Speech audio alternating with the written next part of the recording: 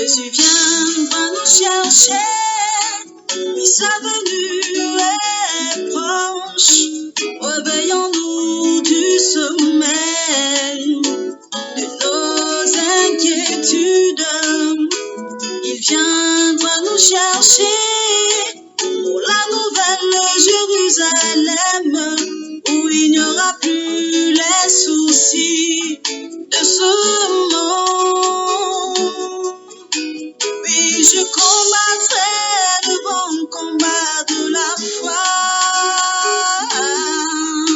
Je veux achever la course. Oui, je garderai la foi. Il y a la couronne de justice me réservée auprès du Père. Je veux persévérer avec Jésus pour le voir un jour il viendra. Jésus viendra te chercher. Sa venue est proche. Et sa venue est proche. Jésus revient nous chercher. Jésus revient nous chercher. La nouvelle Jérusalem. Pour la nouvelle Jérusalem. De ce monde. Jésus viendra nous chercher. Amen. Chères auditrices, chers auditeurs, merci pour votre fidélité d'écoute à la radio africaine de réveil. Avant de commencer l'émission d'aujourd'hui, comme d'habitude, nous allons remettre toutes choses entre les mains de notre Père céleste, le seul vrai Dieu. Père, nous te sommes reconnaissants pour ta bonté envers nous. La bonté par laquelle tu nous permets de découvrir la vérité qui a franchi, pour que nous soyons réellement libres. Père, je remets entre tes mains ma sœur, mon frère, qui est en ligne en ce moment pour suivre cette émission en direct, ou qui, à un moment donné de cette semaine, ou bien des heures à venir, suivre cette émission en direct, sur des supports en différé. Je demande ta grâce sur chacun. Ta grâce qui nous permet d'avoir le cœur ouvert, d'avoir un cœur humble, pour que toi, tu nous révèles ta parole, que tu nous révèles ce que nous avons besoin de connaître pour être sauvés. Prends donc contrôle de cette émission, afin que la chair et le sang ne se mêlent pas à ce que nous allons faire, mais que ton Esprit Saint seul prenne contrôle de toutes choses du début jusqu'à la fin, au nom de Jésus. Amen. Chers amis, nous voici une fois de plus dans une nouvelle aventure. Cette fois-ci, c'est une aventure qui nous conduit à comprendre, à discerner les temps présents. Il y a eu plus de 2000 ans que ces tests ont été rédigés, mais traduits. Il y a, oui, près de 2000 ans.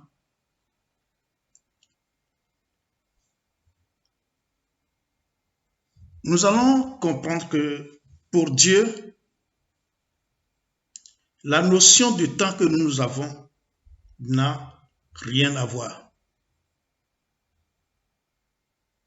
La notion du temps que l'être humain a, et surtout de nos jours. Et si vous faites vraiment, vous prêtez attention au temps, vous allez vous rendre compte que le temps passe si vite. Il y a plusieurs qui disent, on est un lundi, et puis bientôt c'est vendredi. On s'étonne, on dit, waouh, cette semaine est déjà passée ça. Ou bien dès qu'il est midi, vous savez que la nuit est déjà tombée. Parce que ça va vite. Ce n'est pas un hasard. Dieu l'a voulu ainsi. Et c'était prédit qu'il allait en être comme ça à un moment donné.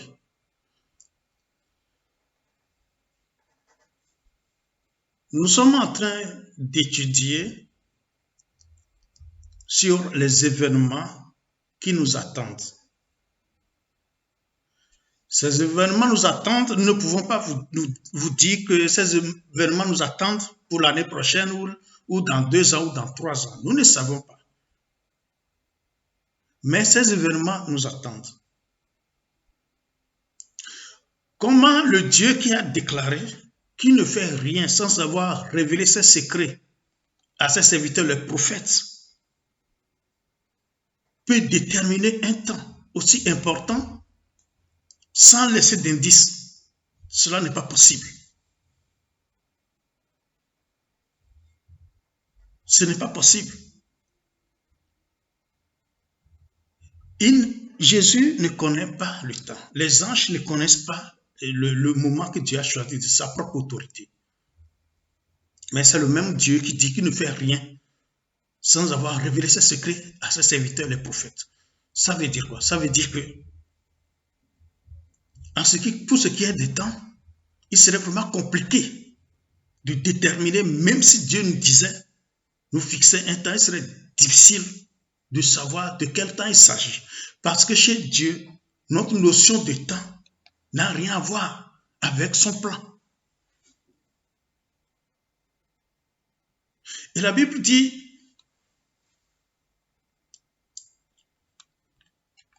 que pour Dieu,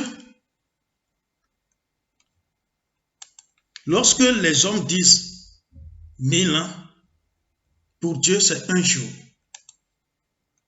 Et lorsque Dieu dit un jour, chez les hommes ça fait 1000 ans. C'est trop compliqué. Que devons-nous faire pour être dans les normes?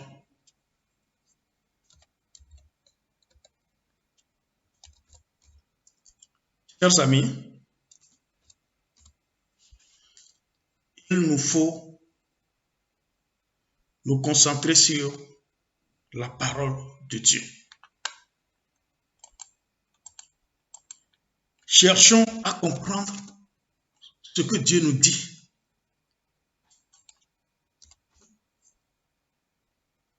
C'est la seule chose, c'est le seul chemin.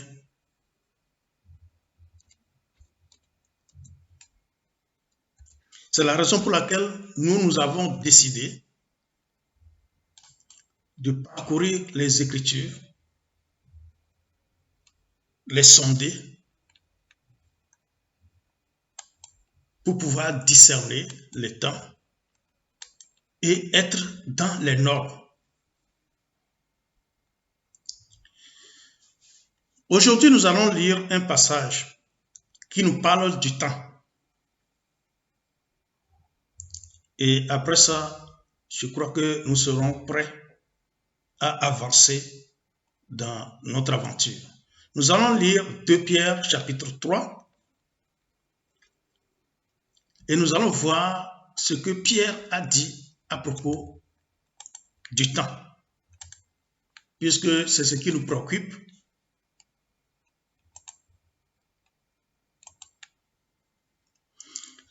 Lisons-le à partir du verset 1. Voici déjà, bien-aimés, la seconde lettre que je vous écris.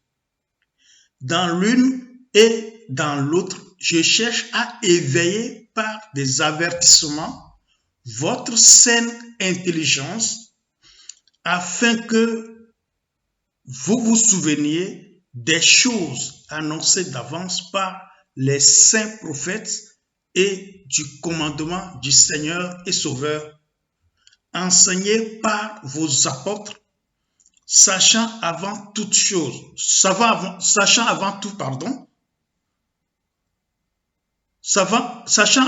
que dans les derniers jours, Il viendra des moqueurs avec leur raillerie, marchant selon leur propre convoitise et disant, où est la promesse de son avènement?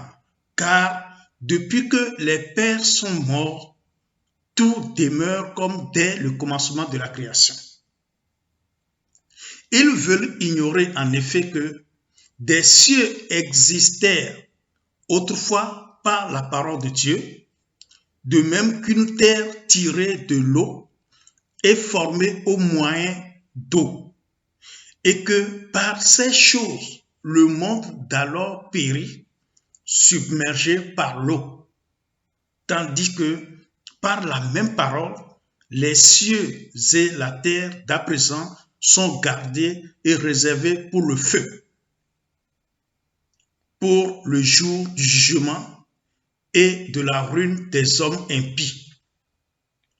Mais il est une chose bien-aimée que vous ne devez pas ignorer, c'est que devant le Seigneur, un jour est comme 1000 ans et 1000 ans sont comme un jour.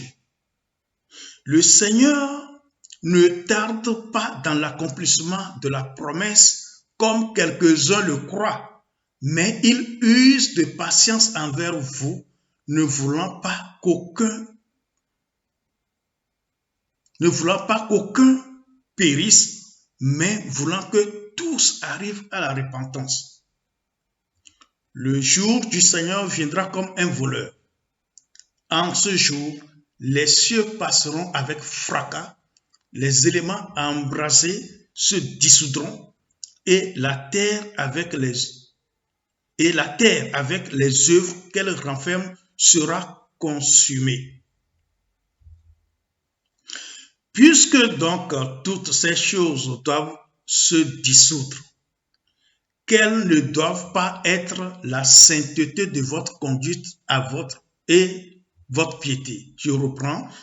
Puisque donc toutes ces choses doivent se dissoudre, qu'elles ne doivent pas être la sainteté de votre conduite et votre piété, tandis que vous attendez et ratez l'avènement du jour de Dieu, à cause duquel les cieux enflammés se dissoudront et les éléments embrasés se fondront. Mais nous attendons, selon sa promesse, de nouveaux cieux et une nouvelle terre où la justice habitera. C'est pourquoi, bien-aimés, en attendant ces choses, appliquez-vous à être trouvés par lui sans tache et irrépréhensible dans la paix. Croyez que la patience de notre Seigneur est votre salut. Comme notre bien-aimé frère Paul vous l'a aussi écrit selon la sagesse qui lui a été donnée. C'est ce qu'il fait dans toutes les lettres où il parle de ces choses dans lesquelles il y a des points difficiles à comprendre, dont les personnes ignorantes et mal affermies tordent le sens, comme celui des autres Écritures, pour leur propre ruine. Vous donc, bien-aimés, qui êtes avertis, mettez-vous sur vos gardes, de peur qu'entraînés par l'égarement des impies, vous ne veniez à déchoir de votre fermeté, mais croissez dans la grâce et dans la connaissance de notre Seigneur et Sauveur Jésus-Christ. À lui soit la gloire maintenant et pour l'éternité. Amen. Chers amis, ce passage seul suffit pour nous expliquer de bout à bout ce que le Seigneur attend de nous et ce qui va se passer. C'est très important que nous connaissions ces choses. C'est très important que nous les gardions, car Dieu a déterminé les choses, mais sa parole nous dit qu'il use de patience.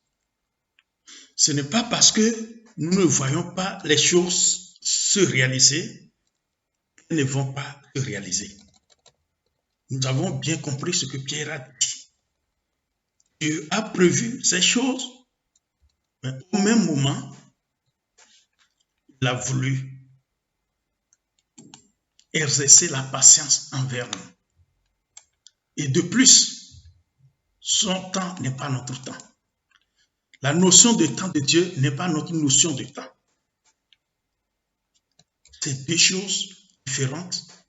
C'est à nous de nous adapter à la notion de temps de Dieu.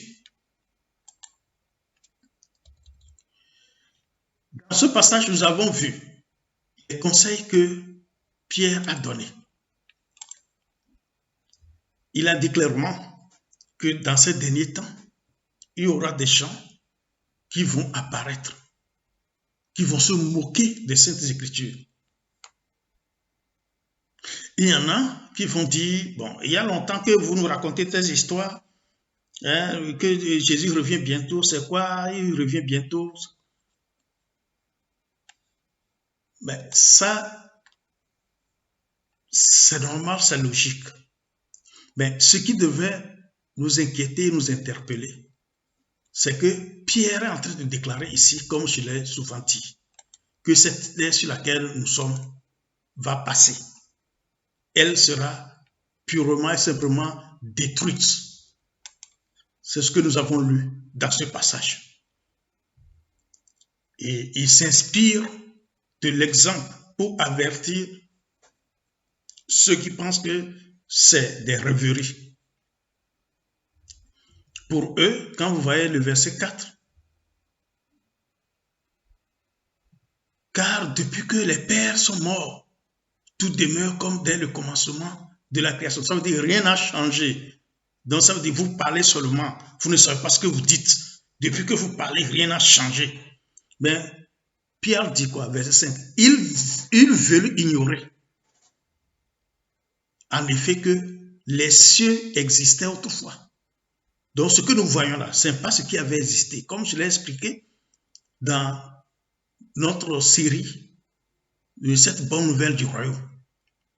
Comment les choses ont été, comment la terre a été formée et comment les cieux étaient disposés tout autour de la terre. Ce n'est pas ce que nous avons aujourd'hui.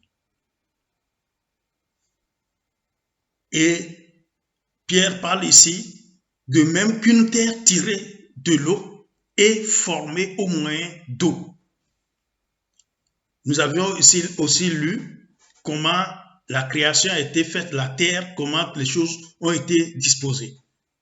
Et maintenant, Pierre continue, verset 6, et il dit, et que par ces choses, le monde d'alors périt.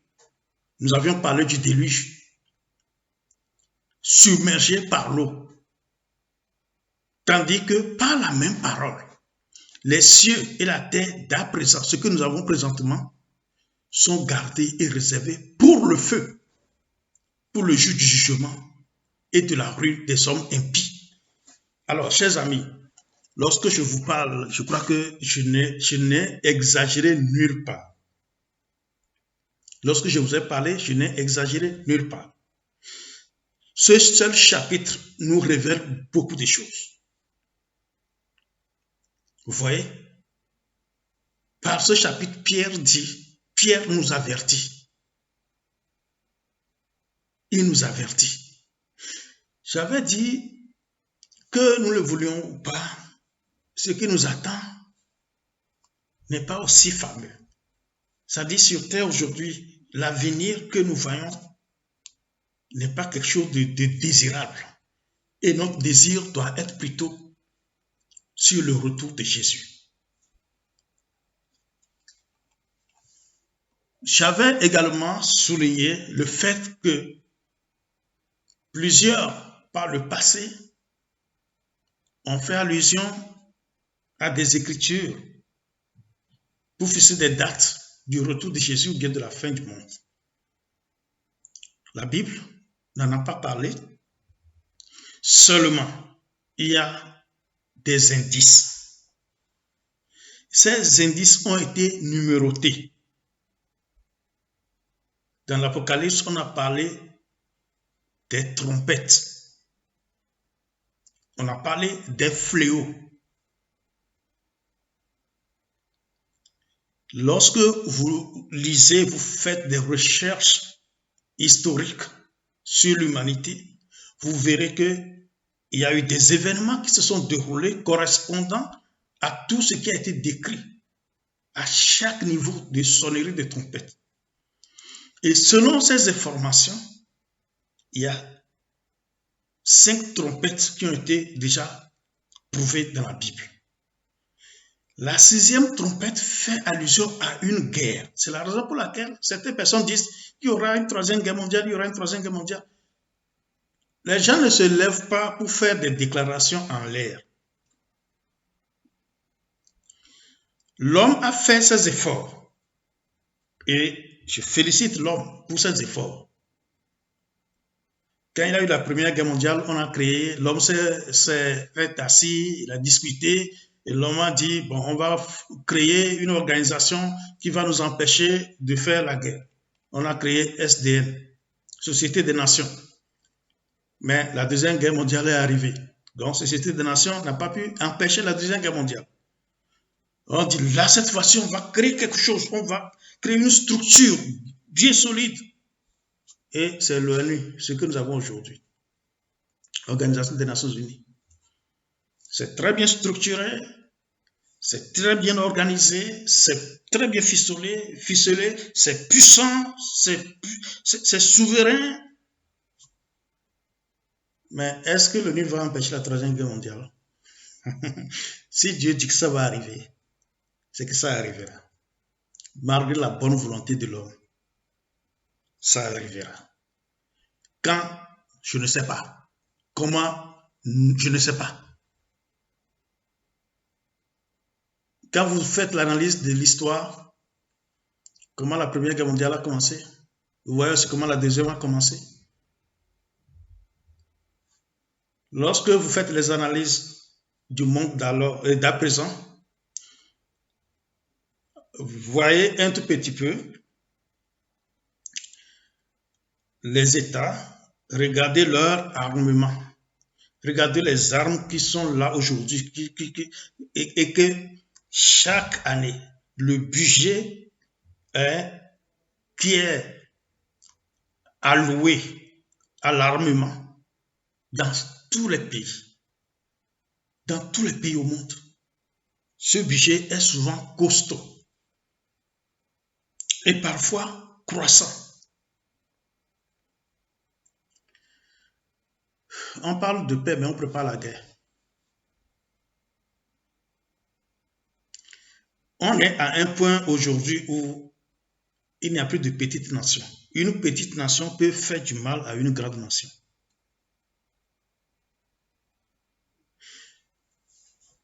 Lorsqu'on est dans une poudrière mondiale,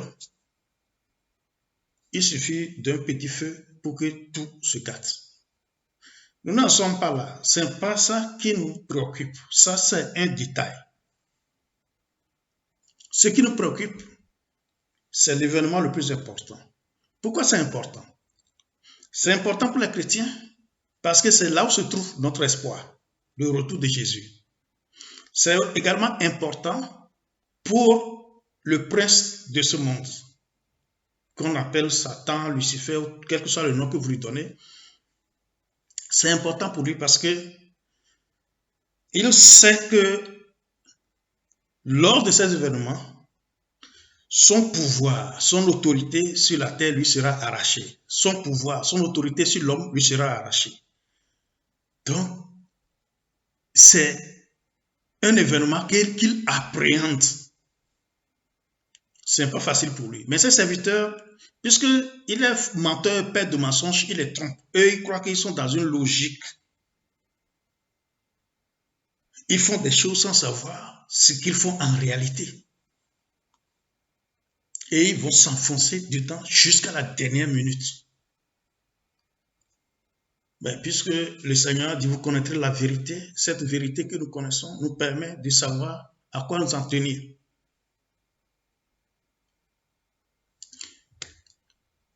Donc, nous venons de lire la lettre de Pierre sur ce qui attend le monde. À peu près ce qui attend le monde. Nous avons lu 2 Pierre chapitre 3. Vous pouvez relire à tête reposée. Nous allons ajouter notre texte, Matthieu chapitre 25. Nous lisons à partir de verset 1. Alors le royaume des cieux sera semblable à 10 vierges qui, ayant pris leur lampe, allèrent à la rencontre de l'époux. 5 d'entre elles étaient folles et 5 sages. Les folles, en prenant leur lampe, ne prirent point d'huile avec elles, mais les sages prirent avec leur lampe de l'huile dans des vases. Comme l'époux tardait, toutes s'assoupirent et s'endormirent. Au milieu de la nuit, on s'écria, « Voici l'époux, allez à sa rencontre. » Alors toutes ces vierges se réveillèrent et préparèrent leurs lampes. Les folles dirent aux sages, « Donnez-nous de votre huile, car nos lampes s'éteignent. » Les sages répondirent, « Non, il n'y en aura pas assez pour nous et pour vous. Allez plutôt chez ceux qui en vendent et achetez-en pour vous. » Pendant qu'elles allaient en acheter, l'époux arriva. Celles qui étaient prêtes entrèrent avec lui dans la salle des noces et la porte fut fermée. Plus tard, les autres vierges vinrent et dirent, « Seigneur, Seigneur, ouvre-nous. » Mais il répondit, « Je vous le dis en vérité, je ne vous connais pas. Veillez donc, puisque vous ne savez ni le jour ni l'heure. » Amen. Donc, nous avons lu Matthieu 25, versets 1 à 13. Alors, chers amis, lorsque nous parlons de l'avènement de Jésus, lorsque nous rappelons que Jésus revient, ce n'est pas que nous voulons jouer à ceux qui font peur, loin de là. Ce que nous voulons nous rappeler, ces choses. Pourquoi? Parce que dans cette histoire, il y a eu 10 vierges. Les 10 étaient vierges. Mais pourquoi Jésus dit qu'il ne connaît pas les 5? Pourquoi il dit qu'il ne les connaît pas? Il a dit qu'il ne les connaît pas. Moi, je crois parce qu'elles n'ont pas été sages. Elles n'ont pas été prudentes. Seuls les 5 qui avaient prévu ont été prudentes. Le Seigneur nous a avertis par plusieurs paroles. Il nous a avertis sur son retour, de la manière dont son retour se fera. Et il nous a donné des conseils. Ce qu'il nous conseille, c'est d'être éveillé, d'être prêt.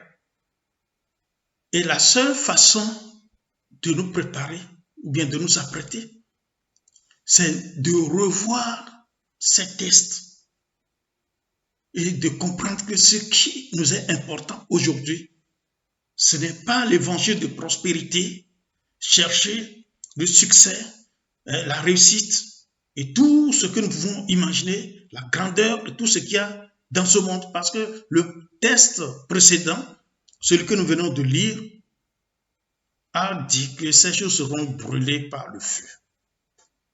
À quoi servirait-il de perdre le temps sur ces choses?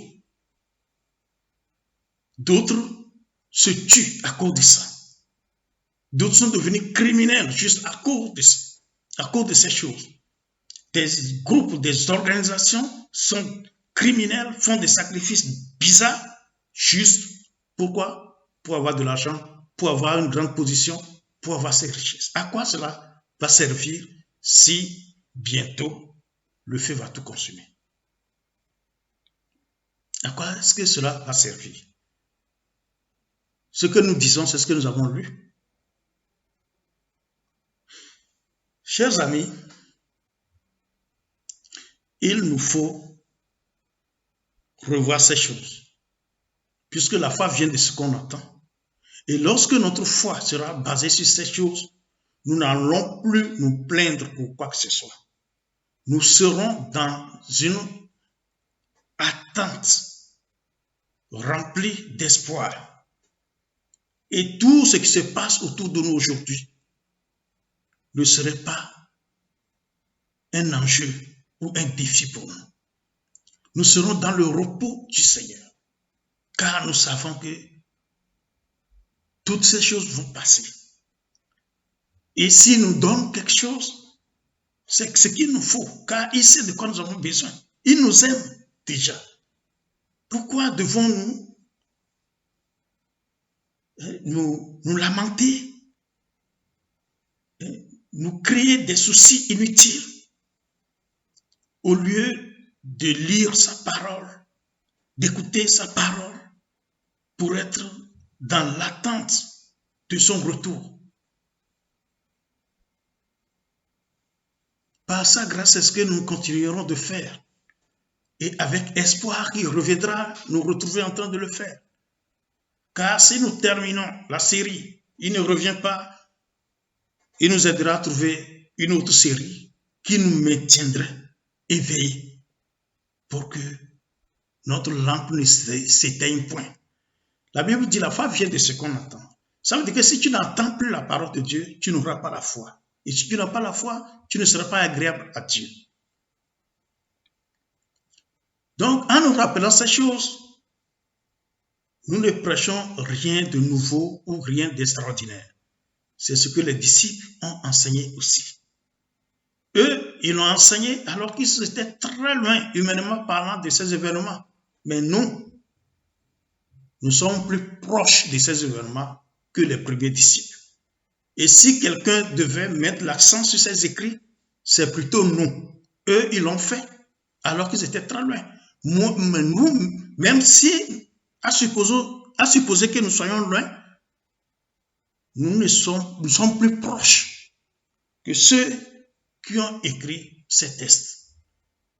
Nous avons plus de raisons de nous rappeler ces textes. Nous ne devrions plus nous laisser emballer dans des discussions du genre. C'est quand il va revenir. Ce bientôt-là, ça veut dire quoi? Et c'est ce que les gens disent depuis des années. Oui, c'est ce que les gens disent depuis des années. Mais je vous dis que nous sommes plus proches de ce temps-là que ceux qui en ont parlé. Pourquoi nous ne devrions-nous pas aussi en parler? Si nous demeurons dans cet espoir jusqu'à la fin de notre vie sur cette terre, c'est que nous sommes morts dans cette espérance et lorsqu'il va revenir, ceux qui seront vivants ne vont pas nous devancer, car nous serons les premiers à être ressuscités. Raison de plus, chers amis, de continuer à nous rappeler ces faits. Nous allons maintenant sur le prochain texte qui est 1 Thessaloniciens chapitre 4, versets 15 à 18. Voici en effet ce que nous vous déclarons d'après la parole du Seigneur. Nous, les vivants, restés pour l'avènement du Seigneur, nous ne devancerons pas ceux qui sont morts, car le Seigneur lui-même a un signal donné, à la voix d'un archange et au son de la trompette de Dieu, descendra du ciel et les morts en Christ ressusciteront premièrement. Ensuite, nous les vivants, qui serons restés, nous serons tous ensemble enlevés avec eux sur des nuées à la rencontre du Seigneur dans les airs, et ainsi nous serons toujours avec le Seigneur. Consolez-vous donc les uns les autres par ces paroles. Vous voyez, quelque chose que nous traversons, Paul nous conseille de nous consoler avec ces paroles. La finalité, c'est ce jour où Jésus va revenir. Si nous nous préparons, il arrive, c'est notre objectif. Si nous nous préparons et nous mourons avant, nous venons de lire que nous serons les premiers ressuscités. Et ceux qui seront en vie, en ce moment-là, seront transformés. Mais nous tous, nous irons ensemble le rencontrer dans les airs, dans les nuées. Ajoutons 1 Corinthiens chapitre 15, à partir du verset 51. Voici, je vous dis un mystère. Nous ne mourrons pas tous, mais tous nous serons changés. En un instant, en un clin d'œil, à la dernière trompette. La trompette sonnera et les morts ressusciteront incorruptibles. Et nous serons changés. Car il faut que ce corps corruptible revête l'incorruptibilité et que ce corps mortel revête l'immortalité.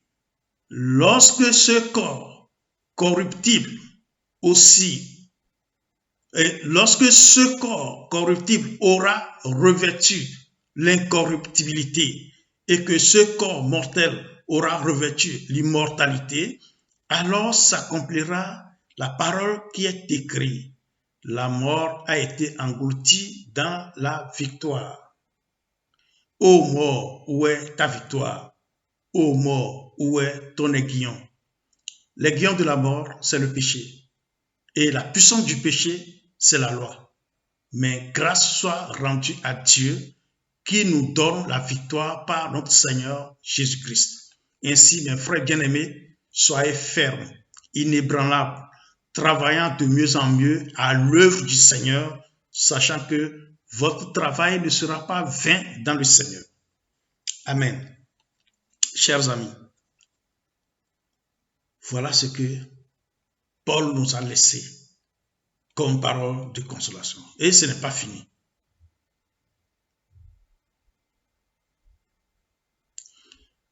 Philippiens chapitre 3, versets 17 à 21. Soyez tous mes imitateurs, frères, et portez les regards sur ceux qui marchent selon le modèle que vous avez en nous. Car il en est plusieurs qui cherchent et qui marchent en ennemis de la croix de Christ. Je vous en ai souvent parlé et j'en parle maintenant encore en pleurant. Leur fin sera la perdition. Ils ont pour Dieu leur ventre. Ils mettent leur gloire dans ce qui fait leur honte. Ils ne pensent qu'aux choses de la terre. Mais notre cité à nous est dans les cieux, d'où nous attendons aussi comme Sauveur le Seigneur Jésus-Christ, qui transformera le corps de votre humiliation en le rendant semblable au corps de sa gloire par le pouvoir qu'il a de s'assujettir toutes choses. Chers amis,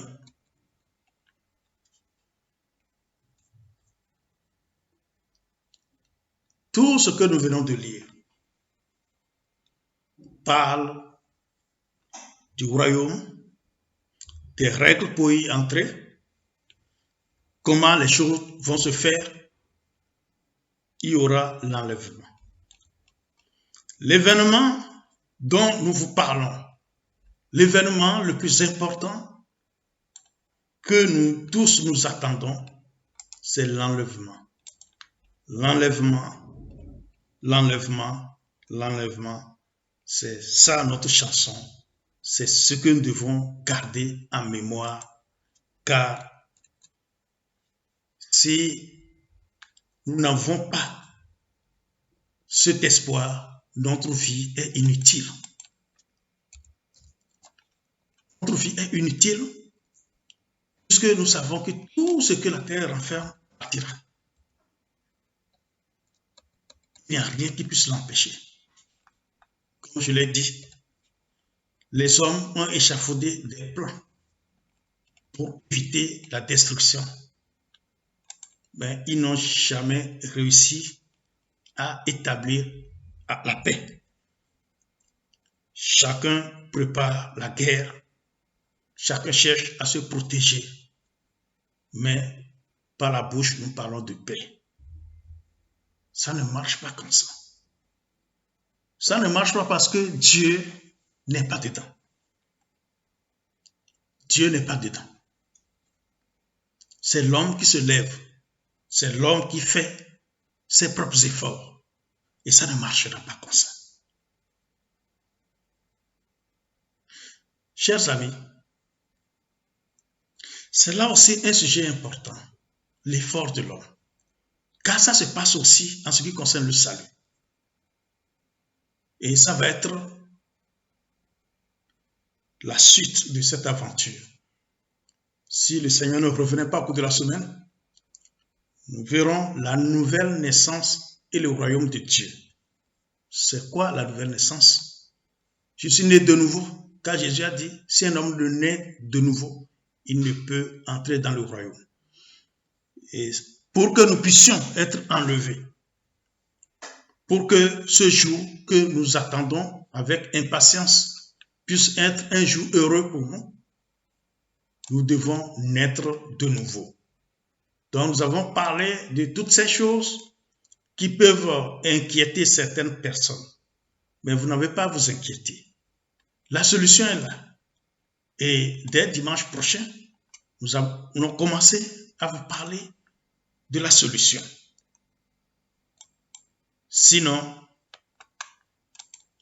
comment attendre ce retour? C'est en naissant de nouveau.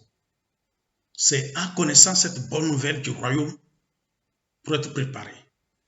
Si le Seigneur le permet, dès dimanche prochain, nous allons reprendre les études sur la nouvelle naissance, la bonne nouvelle du royaume, pour permettre à ceux qui ont écouté ces enseignements jusqu'à aujourd'hui, pour leur permettre de connaître et d'apprendre comment se préparer comme les saintes vierges sages. Comment nous devons faire pour être toujours prêts. Soyez bénis, que le Seigneur vous garde pendant que vous méditez sur sa parole. Père, merci pour ce que tu nous as permis d'étudier aujourd'hui. Aide-nous à ne pas être des auditeurs oublieux, mais que nous puissions, par ta grâce, garder ta parole dans notre cœur afin de marcher fidèlement selon ce que tu as prévu pour nous. Au nom de Jésus. Amen. Merci Seigneur. Chers amis, nous allons nous retrouver dimanche prochain pour continuer cette aventure. Si Jésus ne revenait pas au cours de la semaine, car il revient sûrement et certainement il revient. Soyez bénis. À très bientôt.